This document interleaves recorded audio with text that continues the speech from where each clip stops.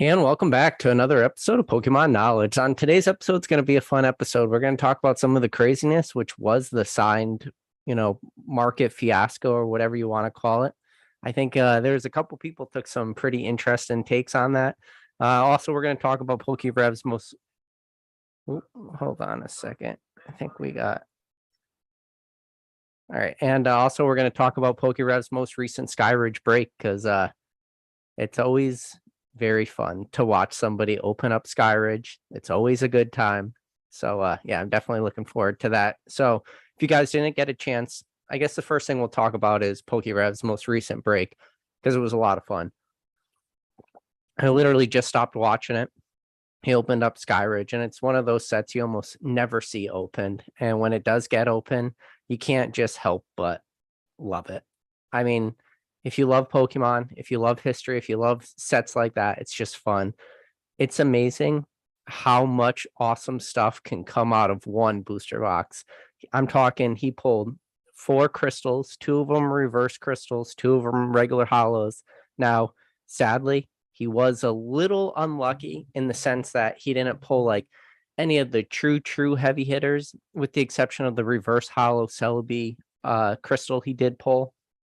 But for the 2 actual hollow crystals, he pulled the Golem and the Crobat. Those 2 are kind of like, I guess you would call it the lower tier. It's not the ones you want. Obviously you want like the Ho-Ho, or definitely you want the Charizard being the obvious one. Or if you're going to pull a hollow, you also want like the Celebi crystal. But all in all, it was a pretty awesome stream. And like one of his very first packs, I want to say it was like maybe like the 4th pack in, and I think actually somebody wrote it. Yeah, so Team Tennis Wolf just said it. Somebody pulled the reverse hollow Poliwag. Now it's just a common card in the set, but if you don't know why the reverse hollow common Poliwag is kind of a big deal, is it's actually the only card that I currently have an open bounty on for. That card in a PSA 10 for the reverse hollow Poliwag might sound really crazy, but it's only a pop 1. That card doesn't come up in PSA 10 condition almost ever. And in fact, I've never personally seen it come up. So I actually have a bounty on that card. And at first I said like my bounty was 200 because some people were kind of like making fun of it being a common, but it's probably a lot more than that. It's probably like a $400 to $600 bounty right now, just on that one reverse hollow Poliwag. So seeing somebody pull that live during the stream, there was a little bit of jealousy kicked in. It's super hard to be able to tell just from that video whether or not it was going to be a true PSA 10 contender. But if it is, man, it's going to be fun. So see a couple people writing in the chat that maybe had a couple too many beers during the last live stream. So yeah, I'm gonna make a conscious decision to not drink a crazy amount like last time. But they're just so damn delicious. But no, it was a fun live. Definitely got a little crazy at the end. But that's kind of what you're gonna get when you watch this channel. When you watch that live, when you have me, when you have Ryan, when you have Rattle all in the same room. Yeah, it's through the computer. Yeah, it's through video chat and everything, but it's like hanging out with your best buddies. Sometimes things are going to get a little turned up, but I always have like one saying, and you should probably take it to truth. On 2x speed, everyone doesn't sound as drunk. Now, if you listen to lives on, just normal speed and you haven't figured out that 1x or 1.5x or 2x speed, oh yeah, that would be a tough one, but that's okay. Like nobody would even make it to the end of the video if you were watching on 2x, so that's okay. But yeah, and also like during Rev's live stream, one of the things he was kind of missing out on a little bit too, he didn't pull any of the Jolteon, Flareon, Vaporeon in hollows. I think he pulled the Flareon. He didn't pull the Jolteon or the Vaporeon in reverse hollows, but those are like your good hollows.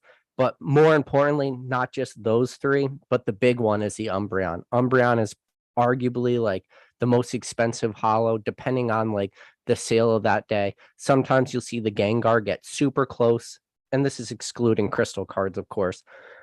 And then on the rare occasion, depending on who's out there buying, you'll see like the Gyarados will get pretty close. So I would say like for your big hollows, not including the crystals, your Umbreon, Gyarados, or Gengar, those are always kind of trying to fight for the top spot.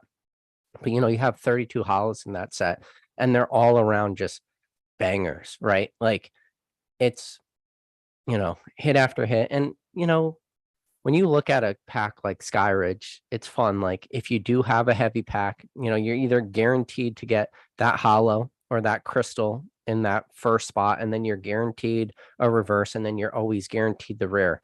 And the rares for that set, even like the lower end ones, are still pretty nice looking. I mean, yeah, there's like the Magcargos and stuff and the ones that kind of pull it down, but the artwork all around just tells an awesome story, especially when you look at like the Yama and stuff. And I forget what they're called. Like the Yama is like an aerial view of like, they're like the big like Aztec drawings, like in the sand, but with stones. I forget what they're called. I'm sure somebody down in the chat will let us know like what those, big aerial drawings are called. But yeah, it's a cool set, and it's always fun to watch it. And it's something like, very, very rarely are we going to ever be able to experience this again. Like Skyridge booster box openings are going to be like once or twice a year. And then as time goes by, they're probably going to be less and less and less until eventually like they're going to dry up. So yeah, that was the first thing I wanted to talk about, was just talk about, Rev's booster box opening, because it's fun. I think it's very relevant. It just happened a little while ago, and there were some pretty awesome polls in it.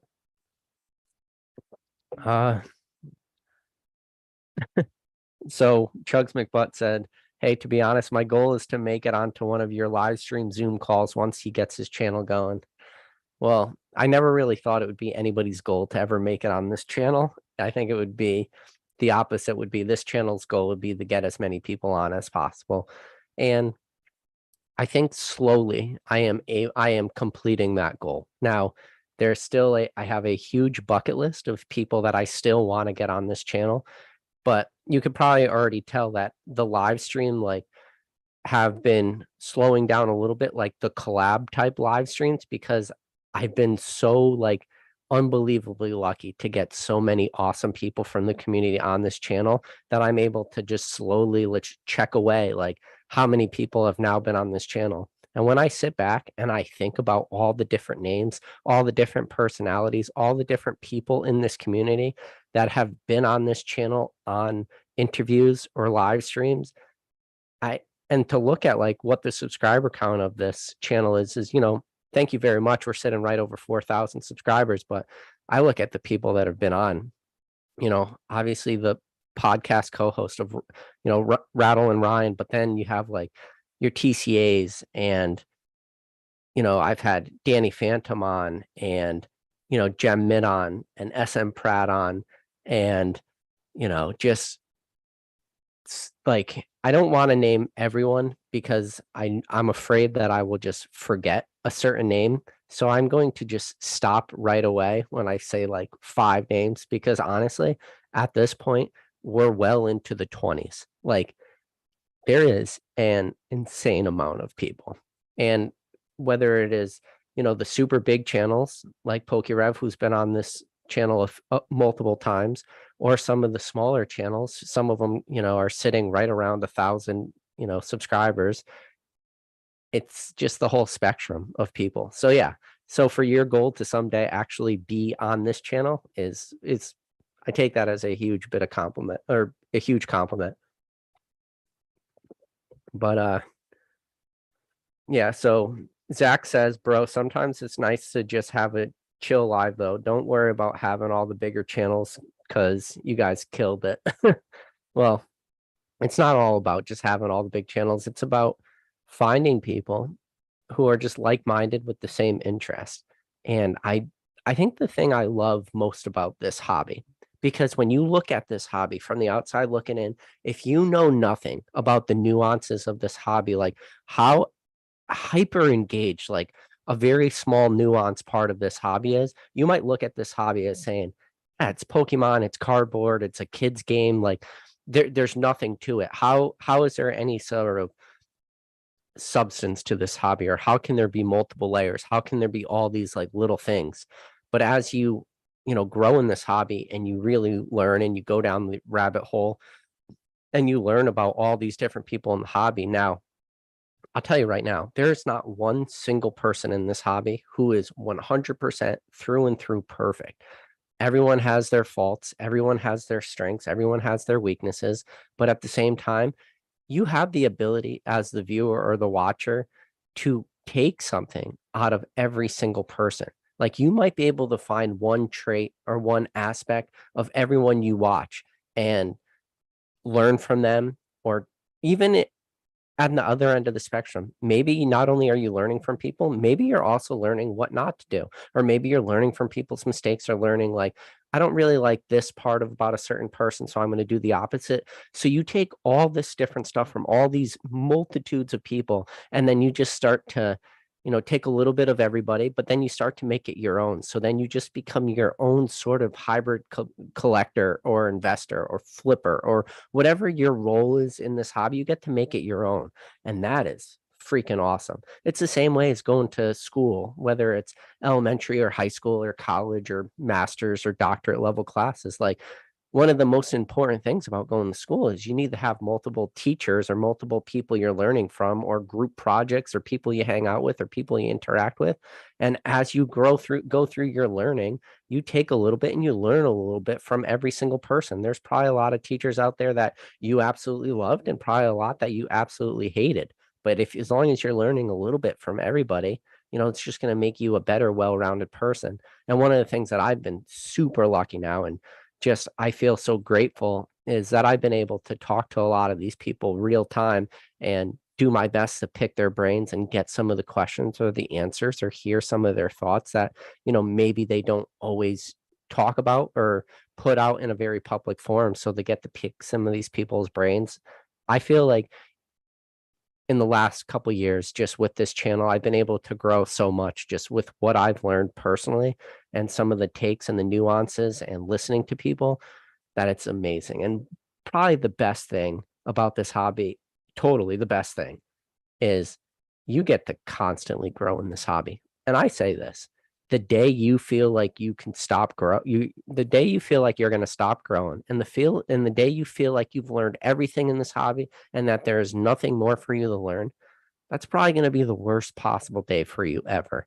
And it might actually be the day you want to exit this hobby.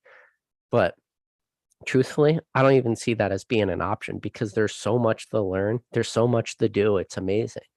And I think now this goes, and I'm glad I got to talk about a little bit of that kind of stuff too, because now we're kind of moving into, you know, I wouldn't call it too much of the drama, but I want to, talk a little bit about what happened just recently. So we had two major signing events.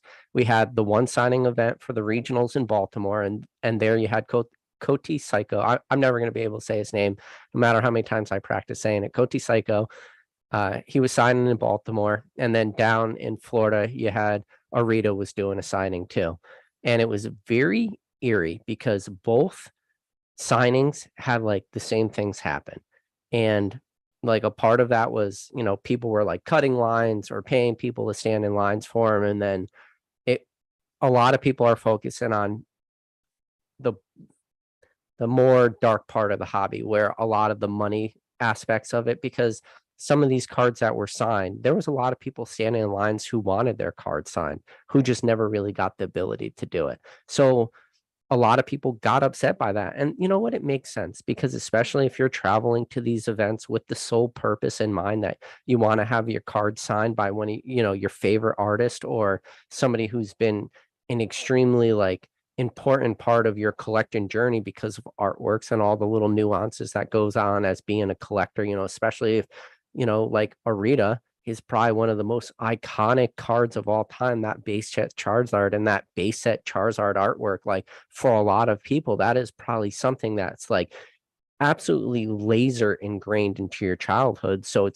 it just becomes a part of you. So for somebody to, meet him in person and hand him a card and have him sign it, like that can be an awesome, amazing, like potentially once in a lifetime experience. Like, do I think that this is the last time he's ever going to have a signing event? No, probably not. but it's going to probably become harder and harder and rarer as time goes on, and especially if like the negativity that surrounds these events continues to go on. So this is the tough part, right?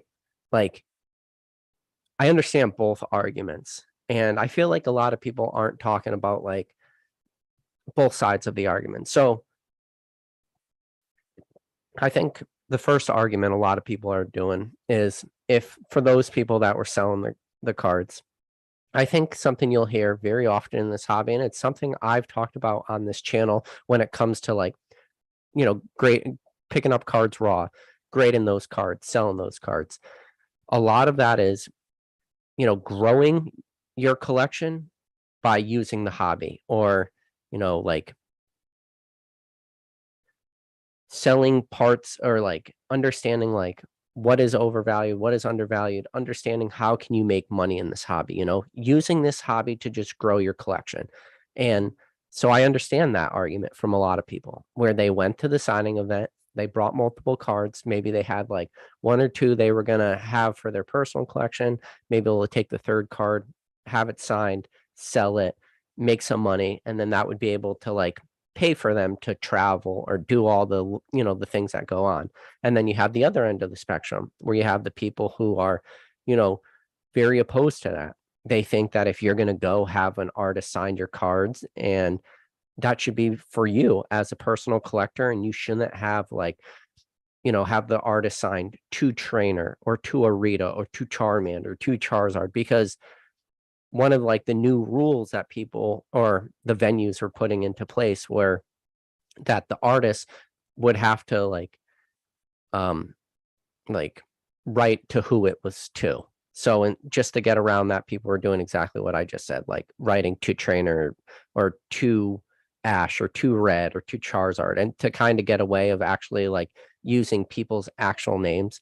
Because if your name is Bill or Steve, it might be a little harder to sell that card, because now you need to you like shrink your buyer pool of that card, because now ideally the person that's going to want that card the most might have to be like a Bill or Steve, where if you have it, you know, to Charmander or to Charizard or to Trainer, maybe that's a little easier of a sell. So, like there was a lot of people getting upset by that too. Now, this is the thing about those type of venues. And I already kind of saw it happening, because it's part of the growth of this hobby, right? And like sadly, this hobby is growing way faster than a lot of people actually think it is. And the demand and the hype and everything that surrounds this hobby is going to continue to grow. And it's kind of in a way exponentially growing.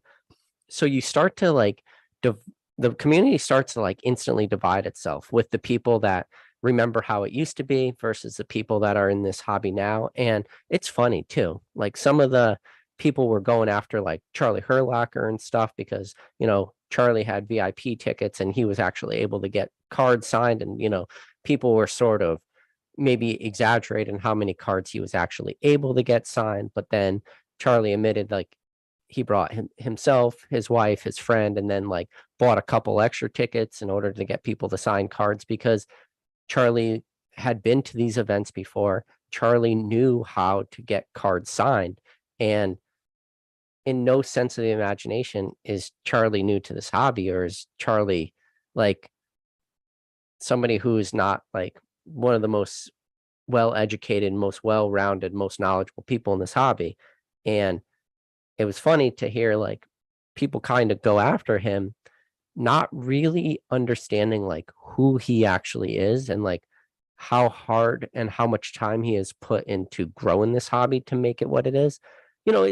I'll give you an example. So one of the most recent Pawn Stars episodes, Charlie Herlacher was on that, and he brought a card there to sell. It was like the Ghastly. It's like a double print error. It came in the Evolution like theme decks. It was very rare, and he goes in there to sell, and Chumley looks at the card, and they bring in an expert to look at the card. But the funny thing is like Charlie is the expert a expert would bring in. So if you were an expert in Pokemon and you needed an expert opinion, you would bring on Charlie to like give you some support. So, and it was funny because some people kind of went after like that part of that show where like, oh my God, they're bringing in an expert to tell, Charlie about his card, but people forget like the obvious part.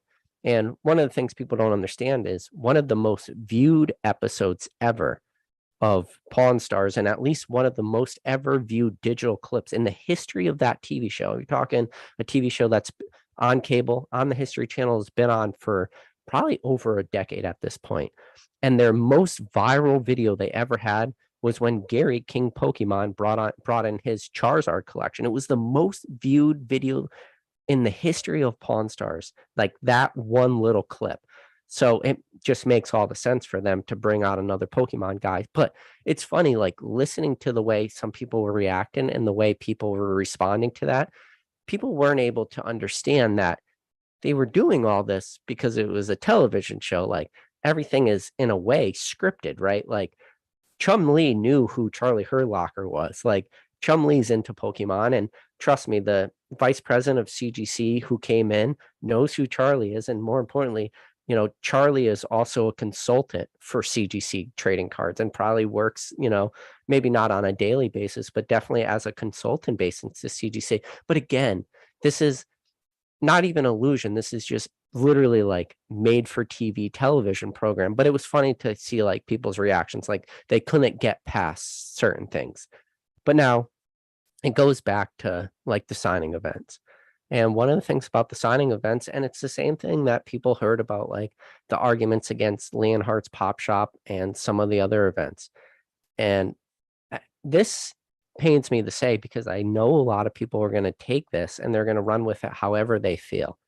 But when you go to these events, like you got to go with the VIP route. And I know a lot of people are going to hear that and just say, well, like everything in this hobby should not be expensive and you shouldn't have to always pay a premium in order to do this, like because that VIP ticket that people bought allowed them early access. It gave them a separate line. It gave them like a fast pass or, a quicker way to get to these signers.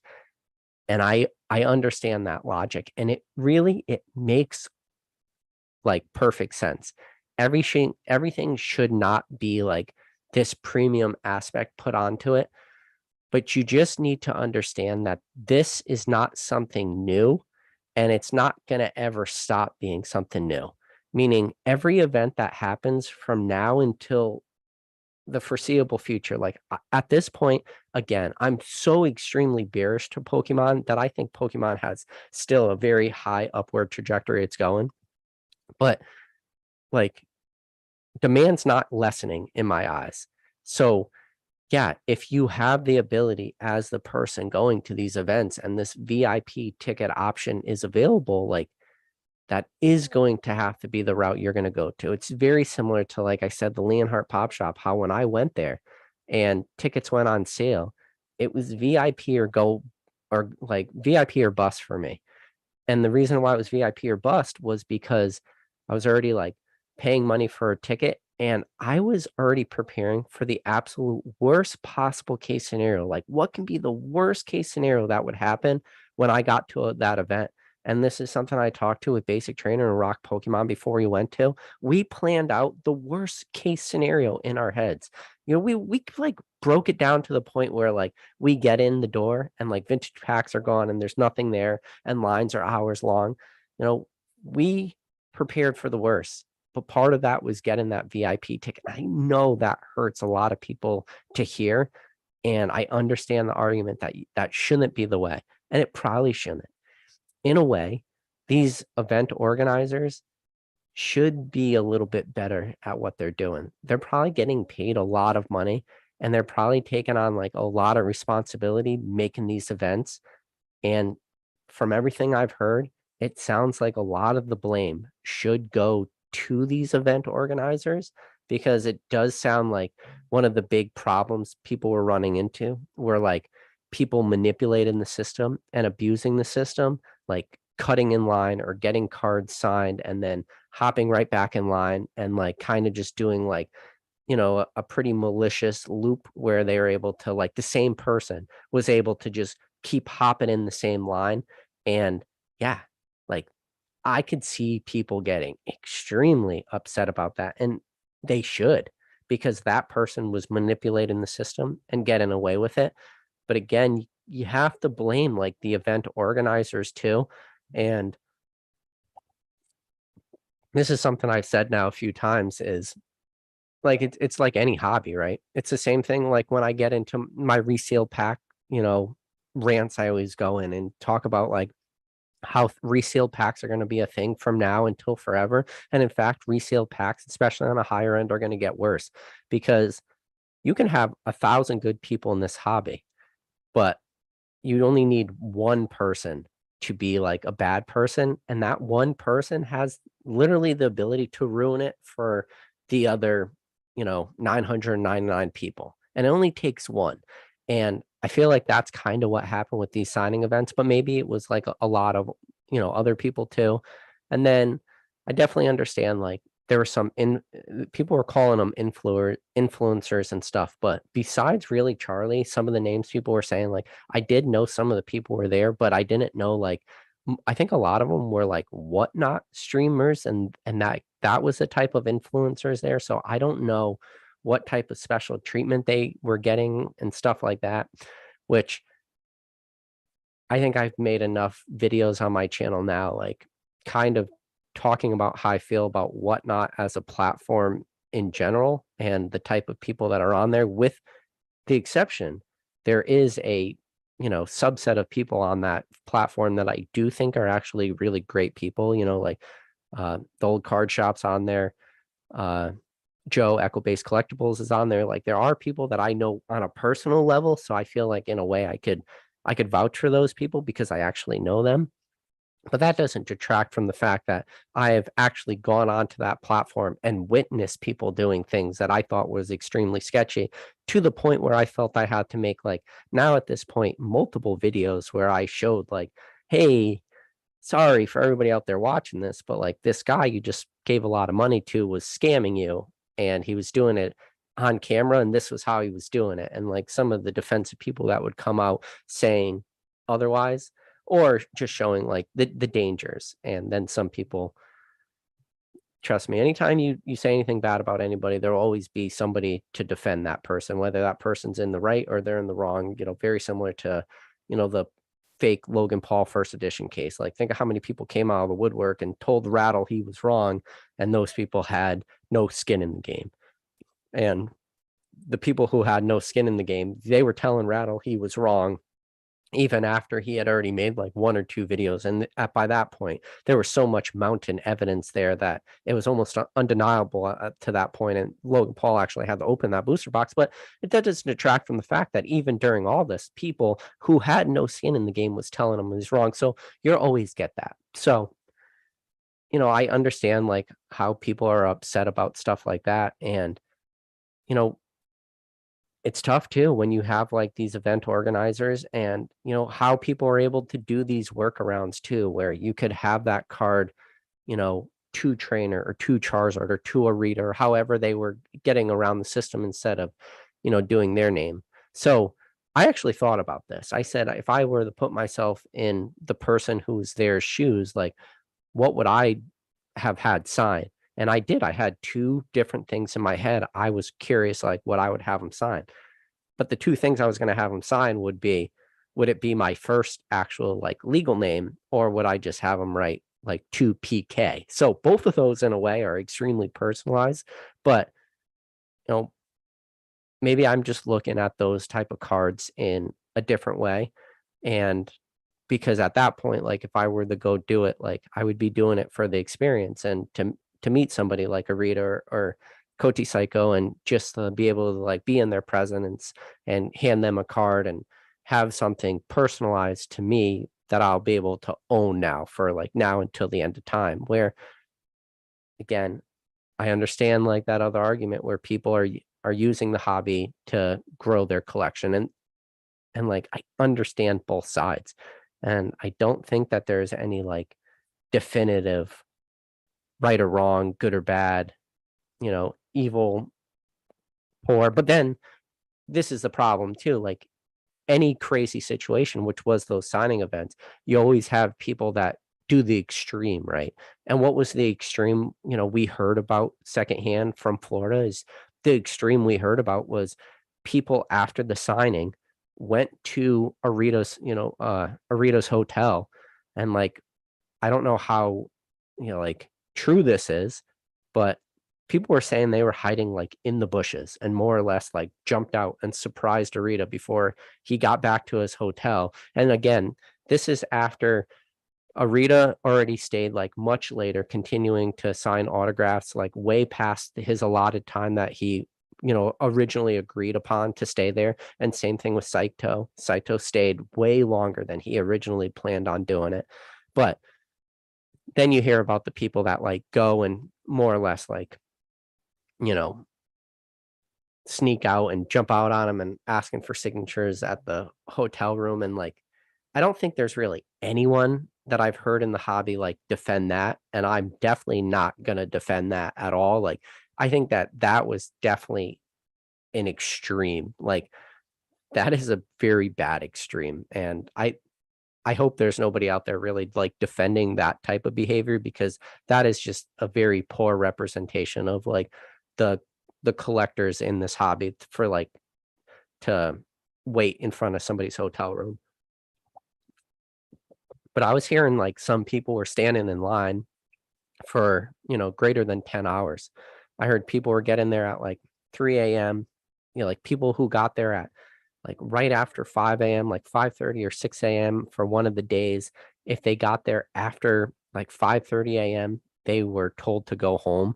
Like, because people were there so early. I heard about people camping out at like 2 a.m. and the cops were being called because they thought they were like homeless people. Like it was an extreme, right? So it was an extreme end of the spectrum on all sides from like so and that's tough too, right? So imagine if you're somebody that drove to one of these signing events and you drove, 6 or 8 or 10 hours or potentially longer and you were the unlucky one to get there at like an hour or two before the event started with the intention of like having your card signed. And then you stood in that line for 9+ hours after driving, 9 or 10 hours and not having a card signed. Like the anger that must have been in these people was probably like a combination of a lot of emotions like anger, sadness, definitely jealousy for those people that did get it, but probably anger more than anything else. And the people that were angry deserve to be angry, especially when there's people like doing what we heard people were doing, hopping in line, getting multiple card signs, you know, abusing the system. And it's tough too, right? Like there is this double-edged sword and like catch 22 of abusing systems. And I think a lot of this has to continue to go back on the venues for allowing this stuff to happen. Like there should have been ways around this where the venues could have stopped this way earlier than it seems like they did. And, I think a lot of it too was a lot of people in this hobby who have got cards signed in the past, they knew how long these signings take. Now, I think there is a lot of people out there who didn't really understand the true amount of like dedication and detail and pride and respect that these artists have in their art in their artwork and what they're doing. So when they get your card and there's a little bit of translation that has to go on to write like, who it's to and if you're just getting a signature, if you're getting it in English or if you're getting them to sign their name in Japanese or if you're having them add a sketch to it or if you're having them add a sketch and then you're adding them add a little extra piece of artwork to it, like whatever that might be. There's a time element that's involved in this and these artists are so prideful, just through their work and just their culture in general, like the Japanese culture, that if you're paying, and to be honest, like the prices that they're charging in the grand scheme of Pokemon is very low. Some of these are like between $30 to $50 for a signature. Like this is a very low price, but the amount of time and effort they put into each card can start to add up like pretty quick. And especially when you have people come in there with 1 or 2 or 3 cards. So then each card is going to get its own, individual layer of detail, and which for the person getting their card signed, like not only is it a huge sign of respect to the artist that you want to, have them sign potentially like one of your, grail pieces or your personal childhood collection, or potentially a card that might, have a high monetary value if you decide to have that card graded, because, whatever that card might be, whether it's a first edition Charizard or, some kind of more higher end card, you're giving them the respect because you value their work so high. But at the same time, these artists are in returning like such a high level of respect to all the people that are willing to pay them for their signature, that it's something to, like, in a way, kind of marvel at and like respect these artists at an extreme level. So to hear about like some of the events that went on, like, it's sad, but it goes back to like some of the people that were in the VIP line, some of the people that have kind of been through this rodeo in the sense in the past. And like, you can't really fault some of them at the same time, like, who did understand, like, all those nuances already, understood the level of detail these artists put in, understand how long it takes them to sign cards, and, like, they understood what time to get there. They understood that their only option might be the VIP ticket, that, the general admission lines probably wouldn't be enough for them, or to understand, like, how dynamic and fluid and changing this hobby is, and that the demand for a lot of this stuff is going to now start to be like at a very extreme high. So you don't want to like get too angry at these people that just, in a way, besides the people that just kept cutting in line and kept going to the front, but to the people who understood what they needed to do, like be there early and get the VIP and do all those things. Like, you can't get mad at them too, because now they're using their knowledge of a certain aspect of this hobby to their benefit. And one of the things too is, with this hobby, like, knowledge and, you know, this stuff goes a long way. And now I'm sure there's a lot of people that stood in that general admissions line and figured out the hard way, like, oh my God, there's a lot of little nuances that come into just getting autographs and stuff like this. Now, this is the thing too. When you talk about VIP lines and you talk about, you know, fast passes and all this stuff, one of the things you can't not talk about is that those things are going to be extremely limited too. So it's not fair also to the people that just were only able to get general admission tickets, where meaning they were probably more than willing to pay whatever that VIP price was for that fast pass or anything, but maybe they just didn't have the ability because the tickets either A, sold out so quickly, or maybe it just wasn't even available to them to begin with. So yeah, then when you start to have like these influencers, and I people kept calling them influencers again. I hadn't even heard of like any of these people, so I don't know how big of influencers they actually were. But I'm not part of like the Pokemon world 100%. But for me, to never even heard about some of these people, it's like, well, okay, but yeah. So if you wanted to go in and get that VIP, but it wasn't even an option for you because it was, these influencers, quote unquote, got priority over you. Fuck yeah, that's something to be like super upset about. So I think there's a lot of like things to go on there. Now, I did watch Opossum Bud's video. So big shout out to Opossum Bud. I know he came on the last live with me and myself, uh, Rattle, Cool Trainer Ryan, and I was pretty wasted by the end of that. I'm, if he's out there watching this video, I'm like, hey man, I'm sorry, but not sorry, but sorry, kind of sorry, not sorry, sorry, sorry. I'll go with sorry. I do wish I could have him on this channel just for a one-on-one, but he made a great video where he shows like one of the people who was talking about like how he was, like got his he drove down there and how he was going to sell that card and like do all this stuff. And I think that was definitely like an extremely hot take from somebody to like kind of rub it in everybody's faces who didn't have that ability to even get their card signed in the first place, where he's now in a way like bragging that he could do that, or at least in a way like in a very public forum saying like, tough, like, too bad to be you. I spent all this money and all this stuff, and if I'm going to use this hobby as a business and justification, and I'm going to, it was a hot take he had, and it came off like as poor as a take could come off,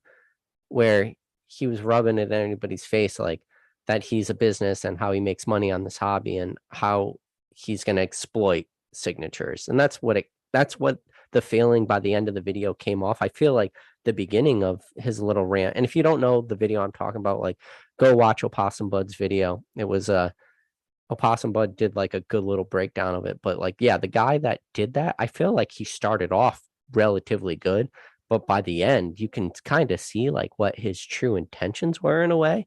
Now, if that's what he meant to do or not, it came off like in very poor taste, because I think he kind of like ignored a lot of the other people that were probably there for, and call it more, I guess I don't even like to use the words like more nobler reasons, but maybe more for like as the collector mindset, or somebody who, is extremely passionate about the hobby and stuff like that, and maybe not always thinking about the business side of it or the dollar amount side of it or the money side of it or the flippability side of it, or so I think it just came off as a little bit of poor taste in that sense.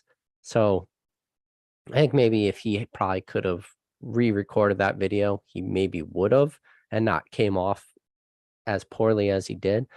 But yeah, it's a tough situation. And this is the thing too. Is it important for channels to talk about this? Yeah. Is there going to be more information that comes out? Yeah. You know, Now this is the thing where some people will say, you shouldn't even make a video talking about this at all, because all the information I'm receiving now is secondhand information, right? Like I wasn't there in person. So can I truly make definitive statements on either side? No, I cannot, because I was not there. I do not know like every single nuance that goes on there. But I think it's also important to make a video like this, because just the way I'm talking this stuff out is probably the way a lot of people are like talking this stuff out in a way, trying to wrap their brains around like what might have happened. Because while this hobby is an extremely large hobby on the macro of Pokemon, and the hundreds and thousands and millions of people that are actually in this hobby buying cards and playing the game and doing all this stuff, like as you start to shrink down and you get smaller, that community actually becomes smaller and smaller, and it becomes tighter and tighter, maybe more knowledgeable and more engaged, or however you want to like talk about the hobby.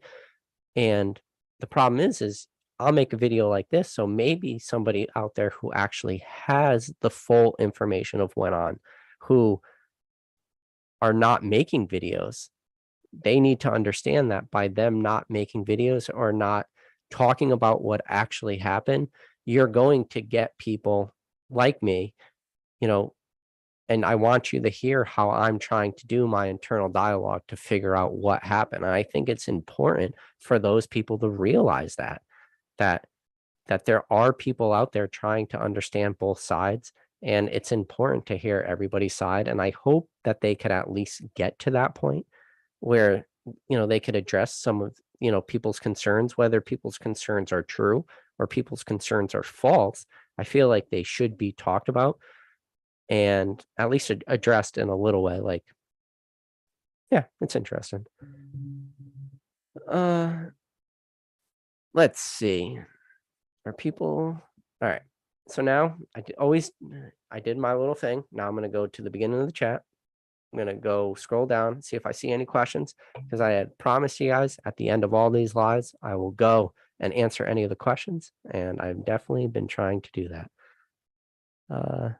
So Chugs said he's going to make us a shirt, be free like a Butterfree man. Yeah, making me a shirt, send it over to Instagram. That'll be a shirt we definitely have to make happen. He said, how many Bud Lights can I drink? Well, I could drink 16 on one stream. That's probably I don't recommend that at home. That is not good advice. Don't do that. That's bad. But, and then especially try to test yourself to see how much you could actually still remember about Pokemon, how much you forget instantly. Oh my god. There's some parts I was on the struggle bus, population me. But, Ryan said he was proud. I guess that's all that matters. People are saying we need more lives with high bear count. He had a ton of fun. So this is actually a video I had the thought of doing, but it wouldn't be able to be alive ever again. It would have to be like a well-edited video and stuff, because if you've ever watched, it's a TV show on the History Channel called Drunk History, and all it is, somebody will learn like an important fact about history, and then they'll get real drunk, and then they'll tell the story of, that historical event to, the person that's interviewing. But I always want to do that in the aspects of Pokemon, where somebody like talks about a major event in Pokemon, but they're just, shit faced. So whether they're talking about like the history of a set, or, their experience opening a certain booster box, or doing this certain major event, or, like telling it from the lenses of history, but doing it in like an absolutely drunk way. And then if you could, on the highest end, get like actors to kind of perform it out very similar to a drunk history. But again, now you're talking like an extremely expensive production. But I feel like that would be a very fun time. So yeah, I did have that thought of that type of video, but definitely I don't recommend doing it in a live format. But uh Pokey Tyro said he loved to be on my channel. I appreciate that. I can't believe people would actually want to be on my channel. John Doe says, "Oh God, it's not all about drinking, man." But a lot of people are talking about seeing a guest match me beer for beer. It'll be interesting.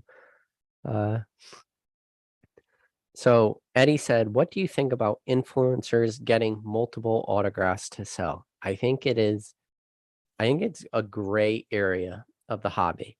I think it's a gray area in the hobby that it's not really new, meaning people have been doing this now for a while, and it's part of that using the hobby to grow your hobby, or using the hobby to grow your collection. So it's a tough thing, right? I think the only problem is when you start to remove what's going on in modern times, there weren't really a lot of examples of this happening in history where people weren't able to get one. I think that is the difference, where, like I talked earlier, that yeah, there are a lot of these people understood how long these signatures take and how long the lines could be. To my knowledge, like I don't ever really know of any situations or times where people weren't able to get any. Where I feel like this is kind of like a newer phenomenon where people weren't able to get one. I think that is a little bit of the difference there. Now, yeah, it's tough. Like I understand both sides of the argument, and I don't know who I agree with on it and who I don't. Let's see. uh yeah, people saying I'm holding down the channel, doing a good job. I appreciate that, guys. I hope this channel can continue to grow. I hope we can get to the goal by my goal originally for 2022 was to get to 6,969 subscribers by the end of the year. That's not really a realistic goal, I think, with the subscriber growth rate from now. We got October, November, December. I don't know if that's really possible. It would take like a huge push to happen. Nothing is impossible. It only takes like one video to go absolutely viral, or people to share it, or you guys could always help out. Just hit the like button, stuff like that. You'd be surprised at what hitting the like button could do to push out videos to a lot of people. Like has a lot of impacts. But John Doe said, always interested in chatting about the ever changing hobby, and that's it, man. It's always changing. I think that's the thing too, is when I started doing these type of lives at the beginning, I'm like, how can you keep talking about, a hobby constantly? Like how much change can really go on a week to week, or month to month, or year to year? And it's like, we're finding out very quickly that there's always news going on in the hobby. This hobby's always changing. People always saying this hobby's dying, but then we'll see like crazy demand for signature markets, and we're seeing like how demand keeps shifting. Whether that demand goes to like early booms where when you go back and you look at what were people buying, like you had people like trophy, base set first edition WotC was the only thing people were buying. And then you had that, boom that happened with gold stars, like the gold star boom that happened before, or the gold star bubble, or whatever you want to call it, which happened before all other bubbles. Or you had people buying, trophy cards before that, but nobody was talking about trophy cards. And then trophy cards started to pick up steam because of certain people talking about them. And then people starting to learn about them, and especially like Japanese trophy cards. And then you had like, people starting to get into signature cards. And this is all before what we're really seeing now, until, we get to like 2016 and the hype that was surrounding there and stuff like that, until eventually we move into 2020. And then base set first edition, rockets up again, kind of everything follows along with it. And then within that time, we see like all these like random spikes of, again, gold stars had their day again.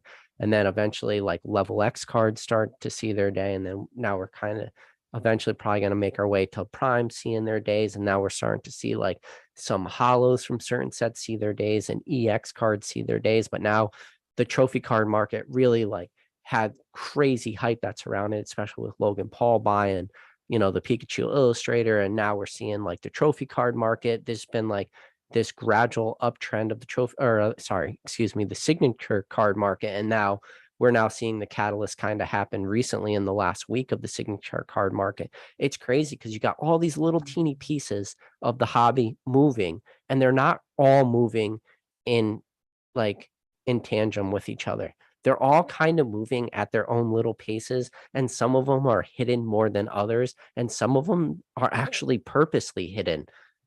Like people do not want people to start talking about certain sets or certain eras or certain type of cards or certain pop reports or certain signature cards or certain events. It's crazy. Like, and then trust me, there's still a lot of stuff that's going to happen now. And that's one of the things I talk about all the time.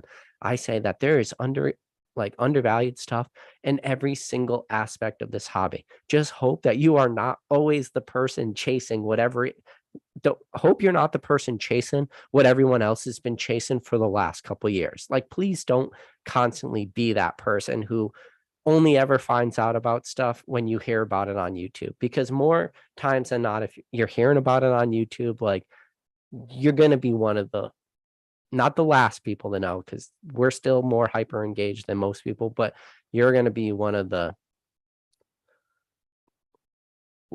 you're the end user on some of this information sometimes, not all the time. Especially on this channel, we do try to talk about stuff when it's happening real time, or I'll like throw out the breadcrumbs on occasionally, like, hey, maybe look at this, maybe talk about this. Ooh, this is nice. Ooh, piece of candy here. Like I try to do that a lot too, but yeah, it's anyways. Yeah, so Raheem said, yeah, allegedly people followed Arita back to his hotel room to try to get more autos. Like, that's kind of gross. I don't like that at all. Yeah, Drew said, like, subscribe, don't forget to hit that bell notification. Yeah, especially you guys like the lives. If you like to join the lives, you kind of need the bell notification on. I'm sorry, I'm really, really bad at giving people heads up when I do go live. That's something I don't know if I could like work on. Maybe, like the monthly podcast, I'll be able to let you guys know. All I know is one weekend that the monthly podcast will not be going on. That's the weekend of October 15th, because I'll be in Denver. And if any of you guys are going to be at the Denver CollectorCon, feel free to, reach out to me on Instagram, shoot me a message. Definitely while you're there at the convention, if any of you guys want to meet up, chat, I'm always be interested in doing that. Not really going to Denver with any kind of like set plans in mind, except for just go have fun, hang out with people in the hobby, like-minded people. It's what I love most about this hobby. Totally. So, let's see. Yeah, a lot of people talking kind of just about the trophy card market. Yeah, and then most people are kind of talking like, uh, there's a huge. Let's see. Yeah, I think there's a lot of people talking like one of the layers that they can do to, help with this secondary scalping is to remove that ability to have, the personalized cards to Charizard or Rita or Trainer. And I agree with that. They need to get rid of that personalization option. They need to make it like to your name. And I'm sure that there'll still be people that kind of get around that, but I think that I think that's what they probably will have to start to do in the future, and it's probably going to end up being what they move to in the future. Uh, yeah, people are saying buying raw without personalization is so risky now. And this is a thing I haven't talked about on this channel yet too, is fakes. Wait, fakes in the sign market are going to explode. You could put the date down right now. Date is September 20th, 2022. And this is something that I never do during my lives. I hate to just like put timestamps in videos because if people want to go back and watch videos after the fact, like they'll be like, oh, this video came out, pretty long time ago. But I'm just going to let you know right now. September 20th, 2022.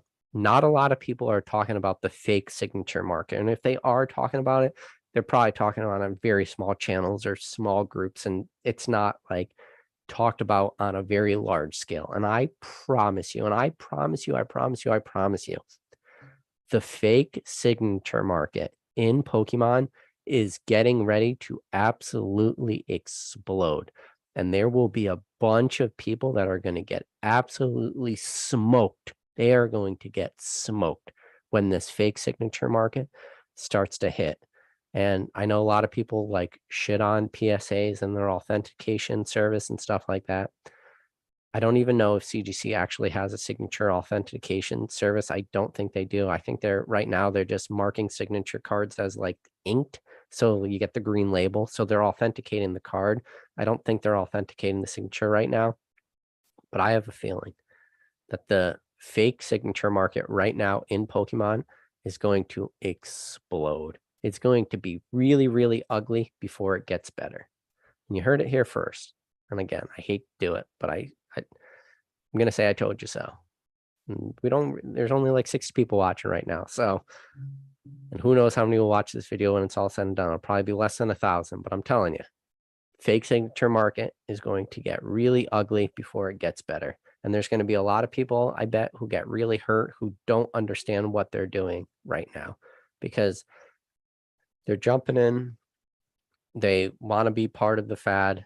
They're probably not even going to have these cards graded. They're probably not even going to have signatures authenticated. They're probably going to be sitting on these fake signatures for a while. And it's going to be pretty ugly.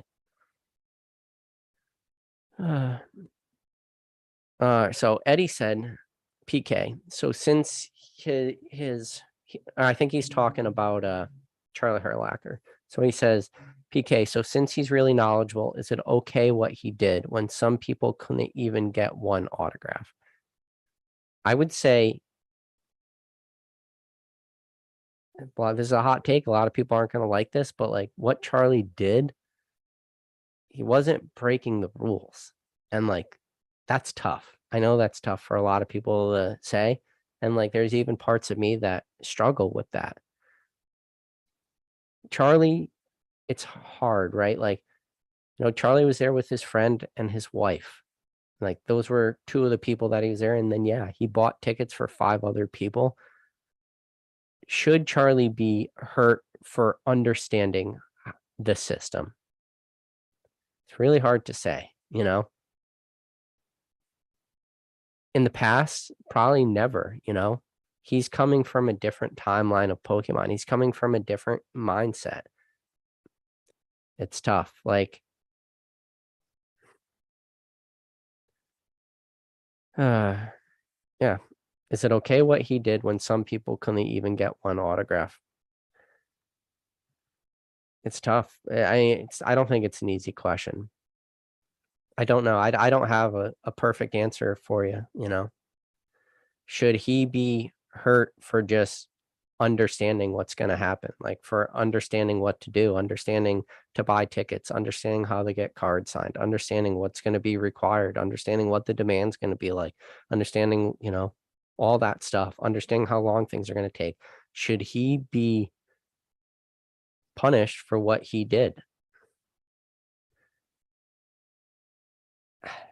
I don't, it's tough.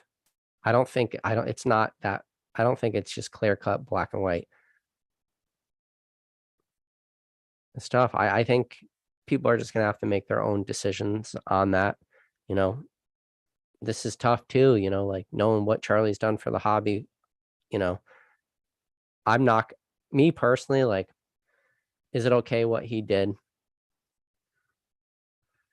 Yeah, I think it is. It's like okay what Charlie did because no one should be punished for being knowledgeable about anything in this hobby. It just sucks the way it played out and how it's playing out on a social level. And I think that is a really shitty thing for a lot of people. But should he be punished? It's yeah, I don't really have like a perfect answer for that. Sorry. And I'm sure that's not the answer a lot of people want to hear either.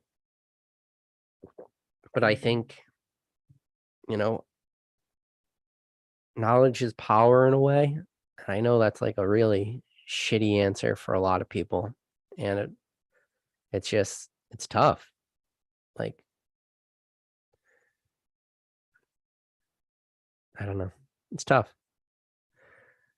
That's why I make this video though, try to talk through the stuff, like talk through my thought process from a lot of this stuff. But even at the end of the day, like I don't have perfect answers because I'm still struggling with some of this stuff. I think, probably follow Charlie on, the social media accounts. I'm sure Charlie will, you know, let people know. I think this is the thing too. Is people forget like how hyper engaged a guy like Charlie is in the signature market. People are just now learning about the signature market in like the last couple months, the last couple years.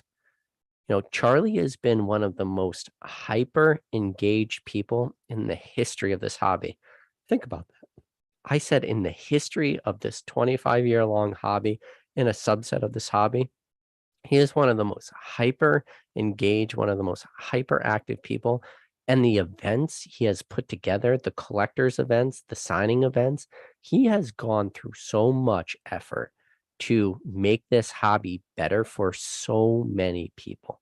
Like he has directly impacted the lives of so many collectors in this hobby that it's like almost like like insurmountable the odds he went against to be able to do what he did. Like it's almost impossible what he was able to do. And the special events he's been able to create, like private signings, stuff like that for people in the hobby who are as hyper engaged as him. So is it okay what he did? Like in a way, it is. And he shouldn't really be punished for that. Sorry. I know a lot of people don't want to hear that, but that's just it is what it is. And you got to keep in mind too, like people like that are enjoying this hobby on a very strong level of like nostalgia and, on a day of the day and emotional aspect. Like he is as engaged as it gets in this hobby. So, and he's done so much too, like almost like an incomprehensible amount he's done. Like it's crazy. Uh,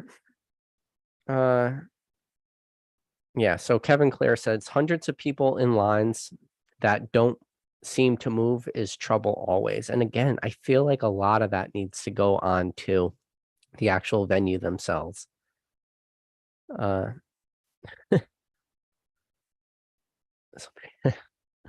I read Fresh Tat's line. That was pretty funny. So somebody was saying, I think he said Typhlosion. I think he's referring to the real Typhlosion. That's his username. He said he was at the sign and he said the line was never ending. That's too, like the line's never ending because I feel like the demand in this hobby is growing at such an exponential rate that there is going to be a lot of this type of stuff that's going to happen for this foreseeable future because there's always going to be a lag time in the way anything changes. And this hobby, in a way, there's a lag time. And we've already kind of noticed that, with like Prodigy, like like modern product drying up, stuff like this. There is definitely a true lag time that's involved in this hobby. And this is like just another example of that. The signing event, like the demand has never been as crazy as it was then. So there's going to be a demand lag or just a knowledge lag. So Frosted said some staff kicked those people who stalked him out on Sunday. He saw the staff come up and tell them they weren't allowed in the building after they noticed him. I think that's a really good thing. So if people did go stalk him at his hotel room and more or less like, blindside him asking for autographs and stuff, I'm actually very happy that those people got kicked out of the line because that is wrong in my opinion. Yeah, people are just talking about hopefully I had good security and stuff. So on Sunday, so I guess Arita had to leave at 3 p.m. and the crowd was pissed after waiting hours. Maybe a third of the line went through that day. That's tough too, I feel bad for all these people. I feel bad for everybody involved. Nobody really came out the winner. Even the people that got their card signed, like while they're probably super happy, but yeah, people are probably pretty bummed out. Yeah. So Herman Jose Santos says he hates how some people see the artists like value adding machines to the cards rather than actually caring for their amazing work and the experience of meeting them. Yeah, like I told you, when I thought about it, what I would have the artist signed, I only had two options in mind. It was either my name or PK. And I was struggling like, do I want to do my actual legal name or do I want to do PK? Because for me, it would be a personal collection piece. But again, I understand that argument that people are having where they're saying they need to use the hobby to grow their hobby, and using the hobby to grow their hobby is, the financial part of it. But these people are putting in a lot of work too. I don't know.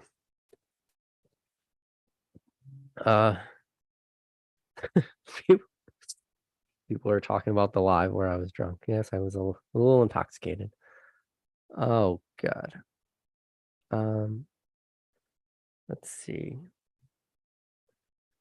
People are saying 16 Bud Lights is not nuts. Yeah, it was probably pretty nuts. I don't recommend that. Not for the faint of heart. All right. So Daryl Wong said, "Hey PK, I'm fairly new to the hobby. I'm using Ultra Pro binder, but recently I heard I should use deck protector. But I just use Ultra Pro sleeves and hard perfect sleeves. Is that bad?" Ultra Pro is probably like the best product out there for binder collectors. I'm confused when you said hard perfect sleeves. I would just say if you want to use Ultra Pro binders, just get yourself some perfect fit sleeves. I don't know if that's what you meant when you said hard perfect sleeves, but yeah, perfect fit sleeves. It's going to be like a little bit tighter of a fit on your card. It's going to be a little bit easier to slide into those Ultra Pro binders. But no, if you're using Ultra Pro binders, man, like that's a great product. But I definitely make sure you sleeve your cards before you put them into those Ultra Pro. Believe it or not, like the Pikachu, the 25th anniversary one, the one that's like black with the gold Pikachu on it. I recently, in probably the last 5 or 6 months, picked up one of those Ultra Pro binders just because I liked it so much. Like Ultra Pro makes a great product and it can sleeve like even pretty large sets. So, I think you're doing it right, Daryl. I would say instead of like if you're gonna start like not putting stuff in binders though, and you're gonna start to store stuff separately, I never recommend top loaders. I always recommend like just start getting yourself into card saver ones. Don't ever buy another top loader ever again for the rest of your life, because eventually, if you are new to this hobby and eventually you're going to start going down the grading route and you're going to start sending your cards away for grading, you don't want those cards in top loaders because grading card companies won't even accept those cards. Cut out like one step, just go right to the card saver ones. You're going to learn to love them way more. So at least do that. And that wasn't really the question you were asking, but Black Rose Collectible said, what are your thoughts on autos as collector PK? Something you're at all interested in? I'm only interested in autos if I could experience it, if I could have that card signed myself and have like a personal, like a PC item signed, or like probably like one of my cards growing up that I absolutely loved, or depending on the artist, like maybe one of my favorite cards of theirs, but it would definitely be like a personal collection piece way before it would ever be like any sort of like investable mindset piece for me personally. But that's because I don't see myself really attending a lot of these events. And a lot of these events, for what that could mean too, is the same artist multiple times. Like I don't see myself doing that often. So yeah, for me, I look at it as definitely a personal collection. That's how I look at autos for me. So I would definitely want it, signed to me personally. And because I wouldn't really have like any reason to sell that card in the future. And let's just say for whatever reason, which at this point really isn't even a possibility, but I'll entertain it for just, conversation's sake point. Like if I were to get out of the hobby, honestly, like so much of my collection would need to be sold before, like a personal signed autograph card from one of my favorite artists that I met in person and got to experience handing them the card and having them sign it and telling them what I wanted on the card, and for them to draw me a personal sketch, and like to get to that point where I sell that card, it's like an almost impossibility for me personally. So yeah, it would definitely be like a personal collection piece. Now, I think this is the thing where like they open it up to the conversation where now if they allow 3 signatures to people and people could sell one, and it's going to help pay for their stuff. And like, that's the argument people are using. Like, I understand that side of the argument too. Like I'm not oblivious to that argument. And I think there is some validity to that 100%, like definitely.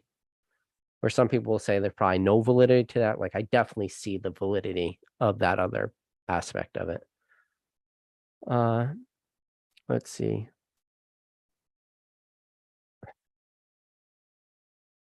People are saying I'm leaving the hobby if Scarlet Violet isn't good. I don't even know on a logistic aspect how I could leave the hobby. Even if I were to sell my collection as a whole, I couldn't do it. Like to price out everything, even raw stuff, would just be like an impossibility. Like I think there's a lot of people running into the issue that I run into. Like that's a question people always ask. It's like, what is your collection worth? It's like $69. That's what my collection's worth, because I'm never going to put a real dollar amount on it. But you also can't pay me $69 for it because, I'm not to go off on too big of a tangent, but like I was always thinking, like, if somebody were to hypothetically give me, say, $10,000. This is not something that I'm going to ever offer, but I'm just in a hypothetical situation. If a new collector were to get into this hobby and say, if I gave you $10,000, and if they were able to say buy $10,000 of the product I have or cards that I have at the cost that I acquired all this stuff in, and ignoring all the massive amount of hours and days and years that it took to acquire all this, stuff. But let's just say they could take a small piece of my collection and buy it for $10,000 at the cost I paid for that. They could probably take that $10,000 and make like a pretty good small business out of that. They wouldn't be able to quit their day job, but they would have like a ton of inventory that they would be able to work through for the next, couple years. And that $10,000, after they actually put the time into it, grading raw cards and, going through like sale product and doing all, like, to be honest, like the grunt work of all that, they would probably be able to like turn that $10,000 into a ton of money. But again, like I would never do that because me buying stuff for $10,000, the amount of hours, like to put a price on the time it took to acquire some of that stuff would be impossible. But I always think of that as like a interesting thing. Like if somebody were to put the leg room in for just a small part of my collection, like how much money could they turn that into? I think a perfect example of that is just Nick Old School Pokemon. He took a relatively liquid item in a base set first edition blister pack, and or two base first edition blister packs, and like shadowless sealed theme deck case display, traded that to Rusty for all those pins. He could probably have sold those 3 items with a relative ease. He could probably list them on eBay with 99 cent auctions and gotten pretty darn close to the true market value. I mean, first edition blister packs and shadowless sealed theme deck display cases are items that are going to, they're not going to sell for 99 cents. That's going to sell pretty close to whatever the market is at the time. Or he could buy those pins from Rusty, and the amount of time and effort that it's going to take to sell those things could potentially be years.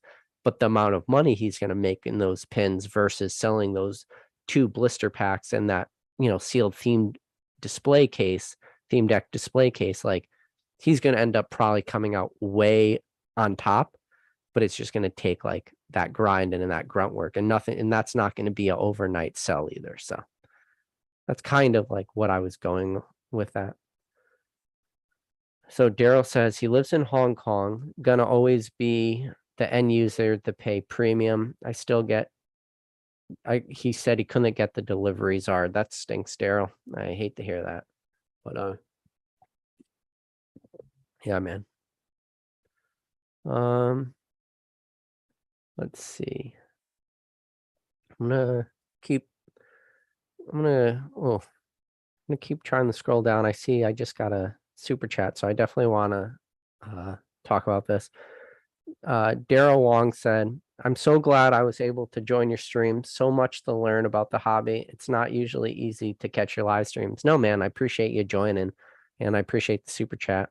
I don't know what the breakdown of that is, if that's like a lot of money or a little bit of money, but I appreciate it, man. And no, Daryl, if you're learning this hobby, I'm especially interested in hearing sort of your take on what the Hong Kong market is like for Pokemon. And this is one of the fascinating things about YouTube and just the hobby as a whole is the market in America is going to be different than Australia versus Europe versus Hong Kong versus, Canada or whatever. Like, and this is the thing too, you're going to have to learn all the nuances and what works best for you. You might be in the situation where if you start to grow connections with, people in the States and stuff like this, where you can start now sourcing products straight from America and, growing distribution channels in Hong Kong, assuming that there is still a strong demand there, if there is still a strong collector base there, if there is still like, a growing hobby, and you can start to source this stuff, and you might actually be able to do really well. Talking to people like your average player, I think he's in, I always forget where he says like Norway or Sweden or one of those countries, but he talks about like products that in America sell for relatively cheap. Like he gets extremely high premiums there just because of, all the importing and everything that goes on there. So it's interesting. But yeah. All right. So I answered. I'm sorry I skipped down. I probably missed a lot of the chats there, but no, this was fun. I wanted to keep this a short chat. I've been trying to keep these lives like right under an hour. I think Rusty TCA Gaming's opening up some product right now. So if you guys all want to leave here, go hang out with Rusty. Let him know that I sent you. I'll probably be hanging out in his chat in a little bit after I just, take everything down.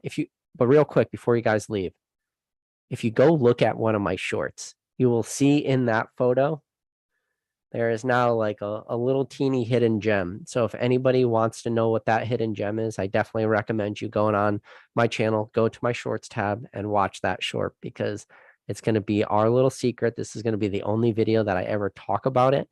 And I want it to be for people. I'm hoping this channel grows, but but I'm hoping you guys know like a little secret that maybe some other people won't know. And especially if people are watching this live after the fact, they would have had to make it all the way to the end of the video to know about that little secret. But with everything said, guys, appreciate every single one of you guys. You guys are great. You're what makes this hobby